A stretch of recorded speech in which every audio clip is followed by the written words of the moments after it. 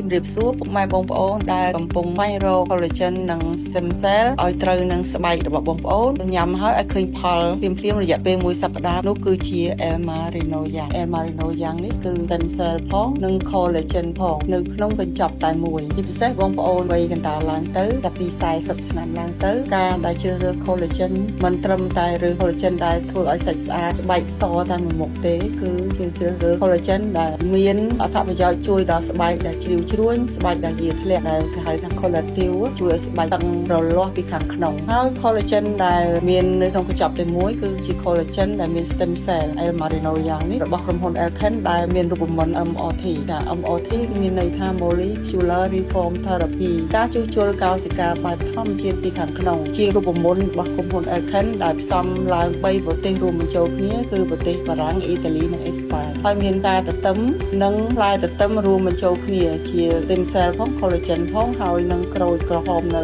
កោះស៊ីស៊ីលីហើយនឹងកូនត្រី anchovy ជាកូនត្រីដែលនៅបាតសមុទ្រទឹកជ្រៅនេះគឺជា stem cell ដែលជួយឲ្យស្បែករលាស់សម្រាប់បងប្អូនដែលវ័យកណ្ដាលជួយឲ្យបងប្អូនមានប្រសិទ្ធភាពត្រឹមតែមួយសប្តាហ៍មួយប្រអប់អូននឹងដឹងពីគុណភាពមានទំនុកចិត្តនៅលើខ្លួនឯងញ៉ាំនៅថ្ងៃដំបូងឬក៏មួយសប្តាហ៍សម្រាប់ collagen El Marino Yang គឺនាំចូលដោយក្រុមហ៊ុន Elken ដែលមានអាយុកាលជាង30ឆ្នាំហើយសម្រាប់ពុកម៉ែបងប្អូនដែលកំពុងរក collagen ដែលបានផលលឿននិងមានគុណភាពល្អមិនប៉ះពាល់សុខភាពកុំភ្លេច El Marino Yang